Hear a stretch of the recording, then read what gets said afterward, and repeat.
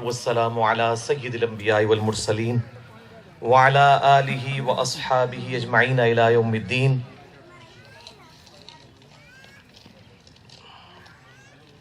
میرے بھائیوں اور بہنوں، الحمدللہ آج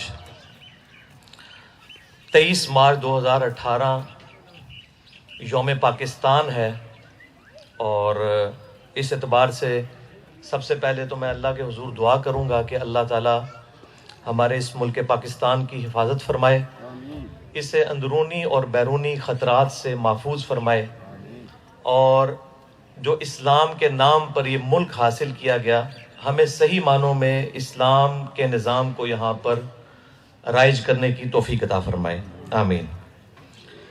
میرے بھائیو، آج میرے لیے یہ اعزاز کی بات ہے کہ تنظیم مغلیہ جہلم کی طرف سے، جو کہ ایک نان پولیٹیکل سٹیج ہے، قرآن و سنت کی روشنی میں مجھے ایک 15 منٹ کے لیے ٹاپک دیا گیا، اور اس کا نام ہے پہچان اور اس کی امپورٹنس کیا ہے۔ اس پہ میں انشاءاللہ تعالی تھوڑی گفتگو کروں گا، اور گفتگو سے پہلے میں تنظیم مغلیہ جہلم کا شکر گزار ہوں کہ انہوں نے اس اعتبار سے یہ پروگرام ارینج کیا، اور اس میں یہ سیگمنٹ بھی رکھا کہ قرآن و سنت کی روشنی میں پہچان کی امپورٹنس لوگوں کے سامنے رکھی جائے۔ اللہ تبارک و تعالیٰ قرآن حکیم میں ارشاد فرماتا ہے، سورۃ الحجرات میں پارہ نمبر 26 کے اندر آیت نمبر 13 ہے، اعوذ باللہ من الشیطان الرجیم، بسم اللہ الرحمن الرحیم، یا ایہا الناس انا خلقناکم من ذکر و انثی، اے لوگو ہم نے تمہیں ایک مرد اور ایک عورت سے پیدا کیا، یعنی سیدنا آدم علیہ السلام اور اماں حوا سلام اللہ علیہا سے، وجعلناکم شعوبا وقبائل، اور پھر تمہیں برادریوں میں اور قبیلوں میں بانٹ دیا، لیتعارفوا، تاکہ تمہاری پہچان ہو سکے۔ یعنی یہ قبیلوں کا مقصد ایک دوسرے پر برتری جتانا نہیں، بلکہ پہچان ہے۔ ان اکرمکم عند اللہ اتقاکم، بے شک اللہ کے حضور تم میں عزت والا وہ ہے جس میں خدا شناسی ہے، اللہ سے ڈرنے والا ہے، تقوی اختیار کرنے والا ہے۔ ان اللہ علیم خبیر، بے شک اللہ تعالی علم والا ہے، خبر رکھنے والا ہے۔ اس آیت سے میرے بھائیوں اور بہنوں دو رزلٹ نکلے۔ نمبر 1 کہ یہ برادری اور قبائلی سسٹم جو اللہ تعالیٰ نے بنایا ہے، کنبے کا سسٹم، یہ اس لیے ہے کہ اس کے ذریعے پہچان ہو، اور رزلٹ نمبر 2 یہ کہ اس کی بنیاد کے اوپر کسی کی آخرت کا فیصلہ ہونے والا نہیں ہے، بلکہ وہ فیصلہ گاڈ کانشسنس کے اوپر ہوگا کہ کون اللہ تعالیٰ کا تابع فرمان ہے۔ پہچان کی ڈیٹیل میں جانے سے پہلے میں یونیورسل بردرہڈ کے حوالے سے، عالمی بھائی چارے کے حوالے سے جو یہ آیت ہے، اسی کانٹیکسٹ میں امام کائنات سید الاولین والآخرین شفیع المذنبین رحمت للعالمین سیدنا و مولانا امام اعظم محمد رسول اللہ صلی اللہ علیہ وآلہ وسلم کا یادگار خطبہ جو آپ نے اپنی وفات سے تقریباً 3 مہینے پہلے حجۃ الوداع کا خطبہ دیا تھا، اس کے کچھ الفاظ نقل کرتا ہوں۔ مسند امام احمد میں انٹرنیشنل نمبرنگ کے مطابق یہ حدیث موجود ہے 23,536 نمبر، یہ عربک ورژن میں، اور جو اردو میں پی ڈی ایف مکتبہ رحمانیہ کا اویلیبل ہے اس میں اس حدیث کا نمبر ہے 23,885، کہ آپ صلی اللہ علیہ وآلہ وسلم نے فرمایا، اے لوگو تمہارا رب بھی ایک ہے اور تمہارا باپ بھی ایک ہے، آدم علیہ السلام۔ آدم علیہ السلام کو اللہ تعالیٰ نے مٹی سے پیدا کیا، تم سب اسی آدم کی اولاد ہو۔ کسی عربی کو اجمی پر، کسی اجمی کو عربی پر، کسی سرخ کو سیاہ پر، کسی سیاہ کو سرخ پر، کسی گورے کو کالے پر، کسی کالے کو گورے پر کوئی فوقیت حاصل نہیں ہے سوائے تقوی کے، یعنی تقوی کی بنیاد پہ۔ جس طرح کہ صحیح بخاری میں آتا ہے کہ سیدنا عمر رضی اللہ تعالیٰ عنہ کہا کرتے تھے، ابو بکر ہمارے سید ہیں کہ جنہوں نے ہمارے سید بلال کو آزاد کروایا۔ حالانکہ بلال حبشی تھے، لیکن سیدنا عمر عرب کے سردار ہونے کے باوجود ان کو سیدنا بلال، ہمارے آقا ہمارے سردار بلال کہہ کے پکارا کرتے تھے۔ اب آ جائیے پہچان کی طرف، وہ اسی آیت کے اندر سورۃ الحجرات کی آیت نمبر 13 میں آیا وَجَعَلْنَاكُمْ شُعُوبًا وَقَبَائِلَ لِتَعَارَفُوا، ہم نے تمہیں کنبے اور برادریوں میں تقسیم کیا تاکہ تمہاری پہچان ہو سکے۔ اس حوالے سے بخاری اور مسلم کی سینکڑوں احادیث گواہ ہیں کہ صحابہ اکرام علیہم رضوان اپنے ناموں کے ساتھ اپنی پہچان لگایا کرتے تھے۔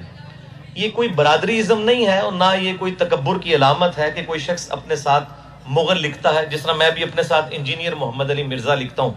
یہ کوئی تکبر کی علامت نہیں ہے، نہ اس کی بنیاد کے اوپر کسی آخرت کا فیصلہ ہونے والا ہے۔ یہ دونوں ایکسٹریمز ہیں۔ صحابہ اکرام علیہم رضوان کے نام ہمیں احادیث کی کتابوں میں بخاری اور مسلم کے اندر قبیلوں کے ناموں کے ساتھ ملتے ہیں۔ بڑا مشہور نام آپ نے سن رکھا ہوگا ابو ذر غفاری رضی اللہ تعالیٰ عنہ، یہ غفاری ان کے قبیلے کی نسبت ہے۔ اسی طریقے سے ابو سعید خدری، یہ خدری ان کے قبیلے کی نسبت ہے۔ اسی طریقے سے ابو ہریرہ الدوسی، دوسی ان کا قبیلہ تھا۔ اسی طریقے سے سہل بن سعد الساعدی ان کا قبیلہ تھا، جس کی وجہ سے الساعدی کہلاتے تھے۔ پھر نبی صلی اللہ علیہ وآلہ وسلم کے جو مہمان تھے، میزبان، ابو ایوب انصاری، وہ انصار قبیلے سے تعلق رکھتے تھے، اپنے ساتھ ان کے انصاری لکھا جاتا ہے۔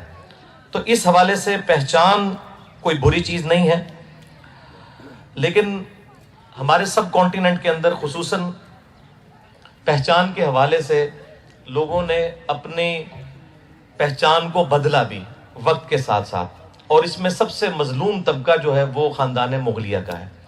اور بیسیکلی میرے نزدیک اس کی دو ریزنز ہیں۔ ایک، جو انگریزوں نے پرسیکیوشن کی یہاں پہ مسلمانوں کی، اور چونکہ عرب جو یہ سلطنت مغلیہ کے لوگ تھے، مغل لوگ، یہ حکمرانی کا مزہ چکھ چکے تھے اور انگریزوں کو انہی سے خطرہ رہتا تھا، ان کو انہوں نے پھر اس طریقے سے پرسیکیوشن کی کہ انہوں نے اپنی برادریاں تک چینج کی۔ اور دوسرا بہت بڑا حادثہ ہمارے ساتھ سب کانٹیننٹ میں ایک مذہبی طور پر ہوا کہ غلام احمد قادیانی دجال، جس نے دعوی نبوت کیا جھوٹا، اس کے نام کے ساتھ بھی چونکہ مرزا لفظ آتا تھا، اس کی وجہ سے یہ ایک لفظ بدنامی کا باعث بن گیا۔ مجھے بھی کئی لوگوں نے کہا کہ آپ اپنے نام کے ساتھ سے مرزا ہٹا دیں، آپ کی اتنی فالوئنگ ہے، لوگ یہ سوچتے ہیں، یہ کرتے ہیں۔ تو میں نے کہا کہ یہ تو اس طرح تو صحابہ کرام علیہم رضوان کے ناموں کے ساتھ بھی قبائل کے نام موجود ہیں، اور اس میں ہمارے محبوب صلی اللہ علیہ وآلہ وسلم کی اپنی جو مبارک ذات ہے وہ خود ہاشمی ہے، آپ کے ناموں کے اندر ہاشمی لفظ لکھا جاتا ہے۔ اسی کانٹیکسٹ میں صحیح مسلم کے اندر ایک حدیث موجود ہے انٹرنیشنل نمبر کے مطابق 5938، اور یہ مشکات میں بھی ہے 5740۔ آپ صلی اللہ علیہ وآلہ وسلم نے فرمایا اللہ تعالیٰ نے اولاد اسماعیل علیہ السلام کو عزت دی، پھر اسماعیل علیہ السلام کی اولاد میں سے بنو کنانہ کو، اور پھر بنو کنانہ میں سے بنو قریش کو، اور اس میں سے بنو ہاشم کو، یعنی ان سارے خاندانوں میں بنو ہاشم کو اللہ تعالیٰ نے عزت دی اور مجھے ان میں مبعوث کیا۔ لیکن سائملٹینیس کنٹراسٹ یہ ہے کہ اس امت کا بدبخت ترین شخص ابو لہب، جس کے بارے میں قرآن کی پوری سورت ہے تبت یدا ابی لہب و تب، جس کو اللہ تعالیٰ نے قرآن حکیم میں اتنے سخت الفاظ کے ساتھ یاد کیا ہے کہ ابو جہل کے بارے میں بھی وہ الفاظ قرآن میں نہیں آئے، وہ بھی ہاشمی تھا۔ اب کوئی کہے جی وہ ہاشمی خاندان ہی بدنام ہو گیا ہے، ابو لہب چونکہ ہاشمی تھا اس لیے نعوذ باللہ نبی صلی اللہ علیہ وآلہ وسلم کو ہم ہاشمی کہنا چھوڑ دیں، تو یہ بالکل غلط ہے۔ یہ میں نے لاجیکل آنسر دیا ہے۔ اگر مرزا غلام احمد قادیانی نے یہاں پر ایک فتنہ کھڑا کیا، اس کی بنیاد کے اوپر ہمیں لفظ اپنے نام کے ساتھ مرزا یا مغل یا برلاس یا چغتائی لگاتے ہوئے کوئی شرم و حیا محسوس نہیں کرنی چاہیے۔ یہ اسی طریقے سے جیسے کہ بعض لوگ کہتے ہیں کہ جی وہ کسی کو ترغیب دلائی جائے نا کہ آپ داڑھی رکھ لیں، تو بعض لوگ لیم ایکسکیوز پیش کرتے ہیں۔ بعض لوگ تو کہتے ہیں ٹھیک ہے ہماری سستی ہے، بعض لوگ یہ لیم ایکسکیوز پیش کرتے ہیں وہ جی آج کل تو جی ڈاکواں تے چوراں نے بھی داڑھی رکھی ہوئی ہے۔ تو میں ان کو یہی کہتا ہوں کہ پھر آپ داڑھی رکھ کر چور نہ ہو کر لوگوں کو بتائیں کہ شریف لوگوں نے بھی داڑیاں رکھی ہوئی ہیں۔ اسی طریقے سے جو خاندان مغلیہ سے تعلق رکھنے والے لوگ ہیں وہ اچھے مسلمان بن کے یہ ثابت کریں کہ اگر ایک مرزا غلام احمد قادیانی تھا تو ہزاروں ایسے مرزا اور ایسے چغتائی اور برلاس اور مغل موجود ہیں جو کتاب و سنت کی تعلیمات پر چلنے والے ہیں۔ ناک پر اگر مکھی بیٹھ جائے تو اس کا یہ مطلب نہیں کہ ناک ہی کاٹ دی جائے، مکھی کو اڑانا چاہیے۔ یعنی یہ میں نے اپنا اس حوالے سے پوائنٹ آف ویو سامنے رکھ دیا. اب بالکل آخر میں ایک سائملٹینیس کنٹراسٹ اس حوالے سے پیش کر دوں تاکہ لمیٹڈ ٹائم جو تھا اس میں میری گفتگو مکمل ہو جائے. اور وہ یہ ہے کہ جو لوگ اپنے خاندانی شناخت کو بدل لیتے ہیں اس کے بارے میں کتاب و سنت میں کیا وعید آئی ہے. یہ مسئلہ کوئی کیجول نہیں ہے کہ ایک شخص جو ہے اس کا دادا جو ہے مغل تھا, آگے 3 بیٹے ہیں, 2 راجے اور جنجوئے لکھ رہے ہیں, تیسرا مغل لکھ رہا ہے. اور یہاں پہ تو جیلم میں کچھ ایسے مغل بھی ہیں جو سید بن چکے ہوئے ہیں, انہوں نے اپنی شناخت چھوڑ کے سید بن گئے. یعنی ڈبل قسم کے جھوٹ لگا دیے ہیں, نبی صلی اللہ علیہ وآلہ وسلم کے خاندان کی طرف اپنی نسبت کر دی ہے. تو یہ کوئی چھوٹا معاملہ نہیں ہے, نہ اسے کیجول لینا چاہیے, یہ بڑا سخت معاملہ ہے. اور یہ اتنا سخت ایشو ہے کہ اسے قرآن پاک میں اٹینڈ کیا اللہ تعالیٰ نے اور اس کو ایڈریس کیا. سورۃ الاحزاب کی آیت نمبر 5 میں آیا ادعوہم لآبائہم ہوا اقسط عند اللہ. سیدنا زید ابن حارثہ کو زید ابن محمد کہا جاتا تھا کیونکہ وہ لے پالک تھے آپ صلی اللہ علیہ وآلہ وسلم کے. تو اللہ تعالیٰ نے قرآن پاک میں یہ چیز نازل فرما دی کہ زید ابن حارثہ کو زید ابن محمد نہ کہو, زید ابن حارثہ کہو. ادعوہم لآبائہم ہوا اقسط عند اللہ, ان کو اپنے آباء و اجداد کی نسبتوں کے ساتھ پکارو, اللہ کے نزدیک یہی انصاف ہے. یہ نہیں ہے کہ باپ کا نام بدل دیا جائے, باپ کی نسبت اور نسب بدل دیا جائے. اسی کانٹیکسٹ میں آخر میں 3 حدیثیں پیش کروں گا اور اسی پہ میری گفتگو کنکلوڈ ہو جائے گی. اور تینوں احادیث صحیح بخاری اور صحیح مسلم دونوں میں موجود ہیں, اور روئے عرض پہ اس سے زیادہ اتھینٹک احادیث کی کتابیں نہیں ہیں, اور یہ تینوں احادیث بخاری اور مسلم دونوں میں ہیں. پہلی حدیث صحیح بخاری اور صحیح مسلم کی متفق علیہ حدیث ہے. بخاری میں 6766, مسلم میں 219 اور مشکات میں بھی موجود ہے 3314. آپ صلی اللہ علیہ وآلہ وسلم نے فرمایا جو شخص جان بوجھ کر اپنے آپ کو کسی غیر باپ کی طرف منسوب کرے ایسے شخص پہ اللہ تعالیٰ نے جنت حرام کر دی ہے. ایک تو ڈائریکٹلی ہے نا کہ ایک بندہ اپنے باپ کا نام ہی بدل دیتا ہے. ایک یہ ہے کہ باپ مغل تھا یا باپ سید تھا اور بیٹا مغل بن گیا, باپ راجہ تھا اور بیٹا جو ہے وہ آگے سے جٹ بن گیا. یعنی میں صرف پرٹیکولرلی مغل فیملی کے پوائنٹ آف ویو سے بات نہیں کر رہا جو کہ ریلیجس ٹاپک ہے, سب کے اعتبار سے تو اس پہ جنت حرام ہے. یہ بڑا کرٹیکل مسئلہ تھا اور عرب کے اندر یہ چیزیں ہوا کرتی تھی, اس لیے اسے اس طریقے سے اتنے سخت انداز میں ایڈریس کیا گیا.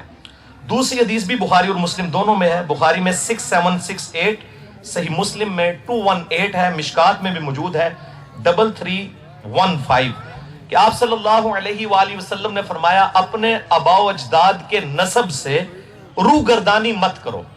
روگردانی نسب کے ساتھ, ایک تو یہ نا کہ ہمارے آباء و اجداد میں سے کسی نے الٹے کام کیے تو اب ان کو تو ہم ڈیفینڈ کرنے کے لیے تیار نہیں ہیں. نسب سے تو روگردانی نہیں ہو سکتی.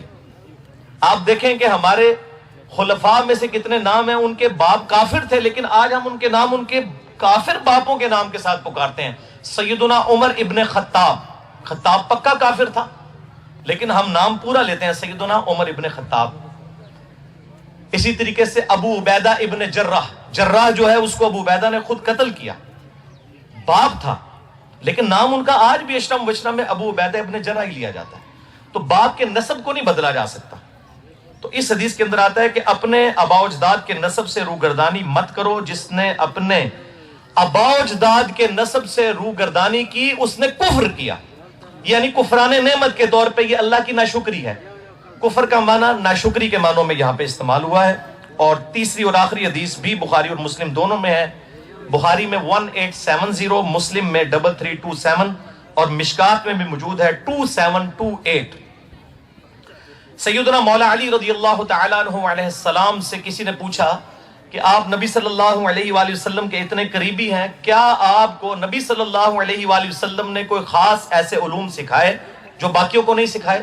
تو انہوں نے فرمایا کہ نبی صلی اللہ علیہ وآلہ وسلم نے ہمیں قرآن ہی دیا ہے جو باقی امت کو دیا.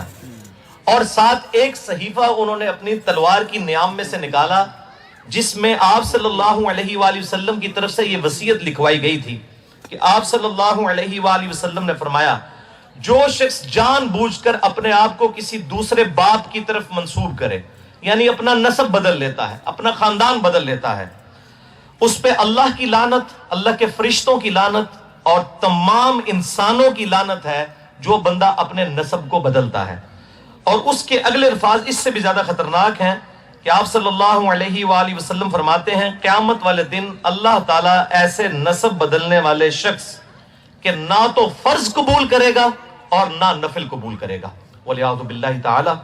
جتنا مجھے ٹائم دیا گیا تھا اس میں پہچان کے حوالے سے جتنا میسج کنوے کر سکتا تھا وہ کیا ہے، لیکن اس کو ایکسٹریم رویے پہ نہیں لینا کہ اس کی بنیاد کے اوپر کسی کے اندر تکبر آ جائے، یہ بھی ایک ایکسٹریم رویہ ہے۔ اور دوسرا یہ ہے کہ کوئی اس سے اتنی شرمندگی محسوس کرے کہ وہ اپنا نسب ہی بدل دے یا اپنے نام کے ساتھ لگانے میں اس کو تکبر خیال کرے یا شرمندگی خیال کرے۔ صحابہ کرام اپنے ناموں کے ساتھ قبیلوں کے نام لگایا کرتے تھے، اور میں اینڈ پہ مبارکباد دوں گا ندیم بھائی کو اور باقی جتنے بھی منتظمین ہیں کہ انہوں نے اس حوالے سے ایک بڑی پازیٹیو کوشش کی ہے، اور یہ بھی ایک پہلو تھا۔ اور سب سے بڑی کوشش یہ ہے کہ ایک نان پولیٹیکل یہ سٹیج ہے، اور میری خواہش بھی یہ ہے کہ اس کو نان پولیٹیکل ہی رہنے دیجیے گا، تاکہ ہر بندے کی ایفیلیشن ہے مختلف جماعتوں کے ساتھ، تو پاکستان تو ہم سب کا ہے، اور میں تو کسی کو بھی غدار وطن نہیں کہتا، کسی بھی جماعت کے کسی بھی لیڈر کو، نہ میری یہ مزاج ہے۔ غلطیوں کو ضرور ہائی لائٹ کریں، پازیٹیو چیزوں کی جو ہے وہ قدر کریں، اور غلطیوں کو احسن طریقے سے ایڈریس کرنے کی کوشش کریں۔ اللہ تعالیٰ سے دعا ہے جو حق بات میں نے کہی اللہ تعالیٰ ہمارے دلوں میں راسخ فرمائے۔ اگر جذبات میں میرے منہ سے کوئی غلط بات نکل گئی تو اللہ تعالیٰ ہمارے دلوں سے محو کر کے معاف بھی فرما دے، ہمیں کتاب و سنت کی تعلیمات پر عمل کرنے کی توفیق عطا فرمائے۔ اینڈ پہ دروشی پڑھ لیجئے، اللہم صلی علی محمد وعلی آل محمد کما صلیت علی ابراہیم وعلی آل ابراہیم انک حمید مجید، اللہم بارک علی محمد وعلی آل محمد کما بارکت علی ابراہیم وعلی آل ابراہیم انک حمید مجید، وما علینا الا البلاغ المبین۔ پانی صاف ہے نا؟